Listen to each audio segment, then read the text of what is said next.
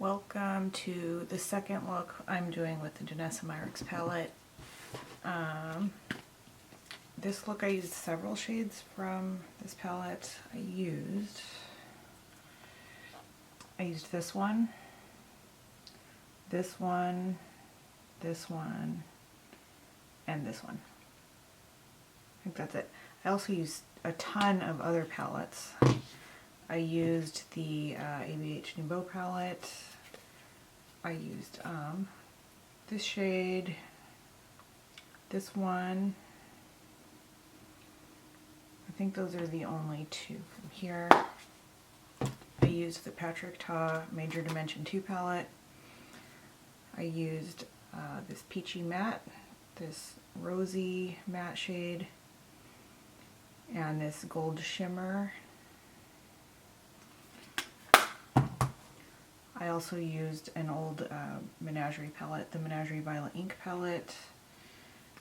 I picked out this shade. I think that's the only one. Yeah, I just used this one from this palette.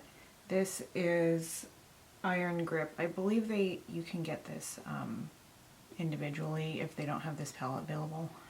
The main reason I started this look out was to test this shade Aura out, which is a water activated shade. So if you touch this one or this one dry, nothing comes off. You have to use water to get the color to come off, kind of like a watercolor paint. And I'm not really sure of the correct way to use these shades, but I wanted to try to see how it would work as a base. So I applied a layer over both lids.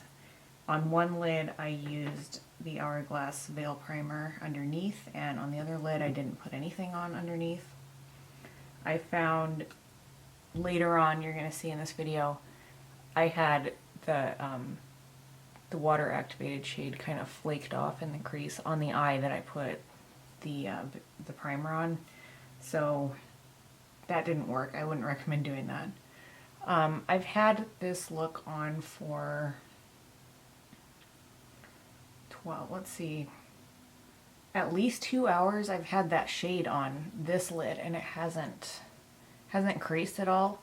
I've put a couple of other eyeshadows on top of it, and it's not flaked off or anything, so far so good. So anyway, I'm going to show you the rest of how I did this, and if you want to see that, keep watching.